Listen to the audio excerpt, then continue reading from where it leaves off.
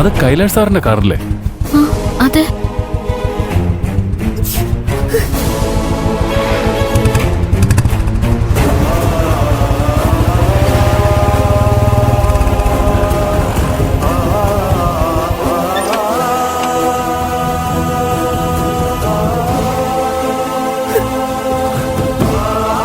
എന്തൊരു madam, madam എന്തിനാ കരയുന്നേ? Kailash sir എന്തിനാ വന്നത്? അടുക്കും തോറും മുറിവേൽക്കുന്ന ചില ബന്ധങ്ങളുണ്ട്. അതിൽ നിന്നും അകന്നു നിൽക്കുന്നതാണ് നല്ലതെന്ന് ഓർമ്മപ്പെടുത്താൻ വന്നത്. ഒന്നും മനസ്സിലായില്ല മാഡം. നീയും പാറുവും തമ്മിൽ ഇഷ്ടത്തിലാണെന്ന് കൈലാഷ് അറിഞ്ഞ് എല്ലാ പ്രശ്നവും അവസാനിക്കുമെന്ന് നമ്മൾ കരുതിയതല്ലേ? അതൊരിക്കലും നടക്കില്ല.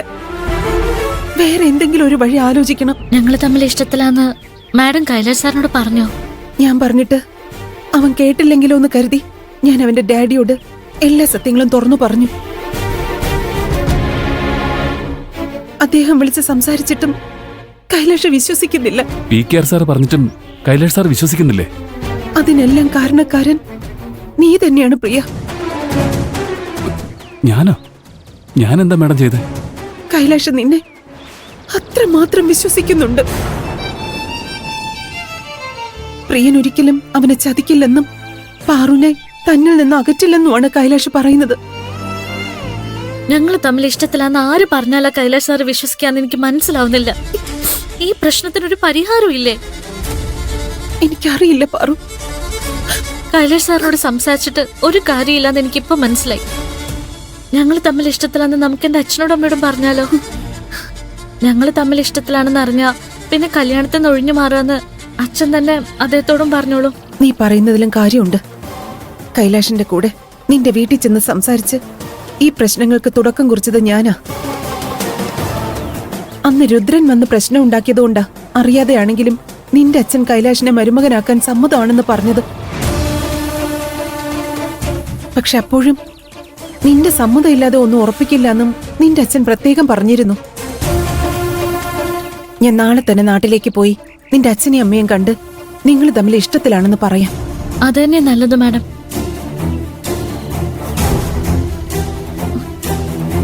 പ്രിയൻചേട്ടൻ എന്താ ഇപ്പോഴും സംശയിച്ചു നിൽക്കുന്നേ? നമ്മൾ തമ്മിലുള്ള ബന്ധത്തെക്കുറിച്ച് വൈകാതെ കൈലാഷ് സാർ അറിയും. ഞാൻ അദ്ദേഹത്തെ ചതിച്ചു തോന്നിയാ അദ്ദേഹം എത്രമാത്രം വേദനിക്കും. നീ അറിഞ്ഞുകൊണ്ട് ആരെയും ചതിച്ചിട്ടില്ല പ്രിയ. എല്ലാം നല്ലതിനാ. ദൈവം നിങ്ങളുടെ കൂടെ ഉണ്ടാവും.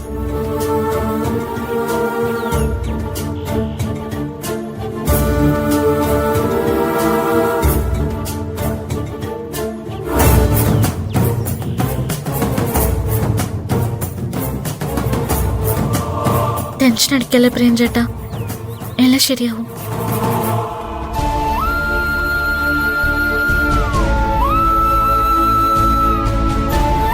നിനക്ക് ഇനിയും കൈലാഷ് സാറിനെ കല്യാണം കഴിക്കണമെന്നുണ്ടോ? ഞാൻ പറയുന്നൊന്ന് കേൾക്ക്. ഇത്ര ആളുകൾ പാറുവും പ്രിയനും തമ്മിൽ ഇഷ്ടത്തിലാണെന്ന് പറഞ്ഞിട്ടും കൈലാഷ് സാർ അത് അംഗീകരിക്കുന്നില്ല. ഇങ്ങനെ പോയാ നാളെ നിങ്ങളുടെ രണ്ടുപേരുടെ കല്യാണം കഴിഞ്ഞാൽ പോലും കൈലാഷ് സാർ ആ ദരിദ്രവാസിയെ മനസ്സിൽ കൊണ്ട് നടക്കില്ലെന്ന് എന്താ ഉറപ്പ്? ഇവള് പറഞ്ഞതിലും കാര്യമുണ്ട് മുക്തേ.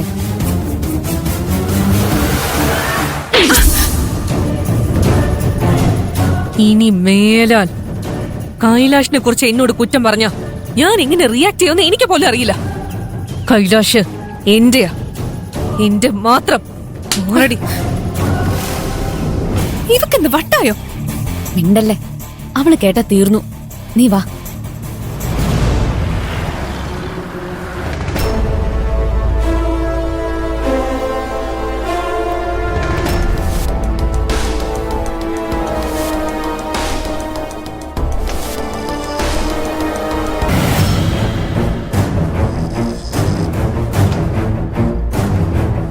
എന്തിനാ നീ ധൃതി പിടിച്ച് എന്നോട് ഈ രാത്രി തന്നെ കമ്പനിയിലേക്ക് വരാൻ പറഞ്ഞത്? അതെ, കൈലാഷ് ഇന്ന് ഹോസ്റ്റലിലേക്ക് വന്നിരുന്നു. എന്തിന്? ഭൂമിക മാഡത്തിനെ കാണാൻ. ഞാൻ ഇത്രയൊക്കെ അവന് വേണ്ടി ചെയ്തിട്ടും അവൻ ഇപ്പോഴും അവളെ കാണാൻ എന്തിനാ പോകുന്നു? അവര് തമ്മില് എന്താ സംസാരിച്ചെന്ന് നീ കേട്ടോ? കേട്ടു. ഭൂമിക മാഡം കൈലാഷിനോട് പ്രിയനും പാർവതിയും തമ്മിൽ ഇഷ്ടത്തിലാണെന്ന് പരോക്ഷമായി പറഞ്ഞു. എന്നിട്ട് പക്ഷേ കൈലാഷ് അവര് പറയുന്നതൊന്നും കേട്ടില്ല. മാഡം സംസാരിച്ചു തുടങ്ങിയപ്പോ തന്നെ കൈലാഷ് ദേഷ്യപ്പെട്ടപ്പോ അവര് കാര്യം വെളിപ്പെടുത്തിയില്ല. പാർവതിയിൽ നിന്നും അവനെ അകറ്റാൻ ശ്രമിക്കരുതെന്ന് പറഞ്ഞ് ഭൂമിക മാഡത്തെ വഴക്ക് പറഞ്ഞിട്ടാ കൈലാഷ് പോയത്. ഇങ്ങനൊരു ദിവസത്തിന് വേണ്ടിയാ ഞാൻ കാത്തിരുന്നത്. പക്ഷേ അത് ഇത്രയും പെട്ടെന്ന് നടക്കുമെന്ന് ഞാൻ കരുതിയില്ല. അവളുടെ നിയന്ത്രണത്തിൽ നിന്നും കൈലാഷ് വൈകാതെ പുറത്തു വരും. നീ ഒരു സന്തോഷ വാർത്തയാ കൊണ്ടുവന്നത്. ഇതെങ്ങനെയാ സന്തോഷ വാർത്തയാകുന്നത്? കൈലാഷ് അവര് പറയുന്നത് വിശ്വസിക്കാത്തതുകൊണ്ട് പ്രിയനെയും പാർവതിയെയും കൂട്ടിക്കൊണ്ട് പാർവതിയുടെ വീട്ടിലേക്ക് പോകാനാ ഭൂമിക മാഡം തീരുമാനിച്ചിരിക്കുന്നത്. അവിടെ ചെന്ന് കൈലാഷിനെ അല്ല പാർവതിക്ക് ഇഷ്ടമെന്നും പ്രിയനെ കൊണ്ട് പാർവതിയെ കല്യാണം കഴിപ്പിക്കാമോന്നും ചോദിക്കും. അത് കൂടുതൽ നന്നാവില്ലേ? പാർവതിയും പ്രിയനും തമ്മിലുള്ള കല്യാണത്തിന് അവളുടെ അച്ഛനും അമ്മയും സമ്മതിക്കട്ടെ. അവരുടെ കല്യാണവും എത്രയും പെട്ടെന്ന് നടക്കട്ടെ. പാർവതി കൈലാഷിന്റെ ജീവിതത്തിൽ നിന്നും എങ്ങനെ ഒഴിവായാലും എനിക്ക് സന്തോഷമുള്ളൂ. അതൊക്കെ ശരിയാണ് ആന്റി. പക്ഷേ കൈലാഷ് പാർവതിയെ മറക്കണ്ടേ? അതിന് പാർവതി കൈലാഷിനെ ചതിച്ചൂന്ന് അവന് തോന്നണ്ടേ? കൈലാഷിനെ നമ്മളിതെല്ലാം അറിയിക്കണ്ടേ? നമ്മളായിട്ട് കൈലാഷിനെ ഒന്നും അറിയിക്കണ്ട. പാർവതിയും പ്രിയനെയും കുറിച്ച് അവനെ അറിയിക്കാൻ ശ്രമിച്ച ഭൂമികയോട് അവൻ എങ്ങനെയാ പ്രതികരിച്ചതെന്ന് കണ്ടില്ലേ? അതേ അവസ്ഥ നമുക്ക് സംഭവിക്കും. അവര് പോയി സംസാരിച്ചിട്ട് വരട്ടെ. എന്നിട്ട് എന്താ സംഭവിക്കുന്നതെന്ന് നമുക്ക് കാണാം. ആന്റിക്ക് ഇതൊക്കെ ഇത്രയും കാഷ്വലായി എങ്ങനെയാ എടുക്കാൻ പറ്റുന്നത്? എനിക്കാണെങ്കിൽ തല പൊളിയുന്ന പോലെ ഉണ്ട്. നീ ഇങ്ങനെ ടെൻഷൻ ആവേണ്ട കാര്യമില്ല. എല്ലാം ഞാൻ പ്രതീക്ഷിച്ച പോലെയാ നടക്കുന്നത്. നമ്മളൊഴികെ അവന് ചുറ്റുമുള്ളവരെല്ലാം അവനെ ചതിക്കുകയാണെന്ന് കൈലാഷ് മനസ്സിലാക്കുമ്പോ അവന് എന്റെ വില മനസ്സിലാകും. പിന്നെ ഞാൻ ചൂണ്ടിക്കാണിക്കുന്ന പെണ്ണിനെ ഒരു ചോദ്യം പോലും ഇല്ലാതെ അവൻ കല്യാണം കഴിക്കും. ആ പെൺകുട്ടി നീയായിരിക്കും. എല്ലാം ഞാൻ കൈകാര്യം ചെയ്തോളാം. നിനക്ക് വേറെന്തെങ്കിലും പ്രശ്നമുണ്ടോ? ആ യെസ്, ആ അരവിന്ദനെ കൊണ്ടുള്ള ശല്യം വളരെ കൂടുന്നുണ്ട്. എത്രയും പെട്ടെന്ന് വീട്ടിൽ സംസാരിച്ച് അവന്റെ കാര്യത്തിൽ ഒരു തീരുമാനം ഉണ്ടാക്കണം.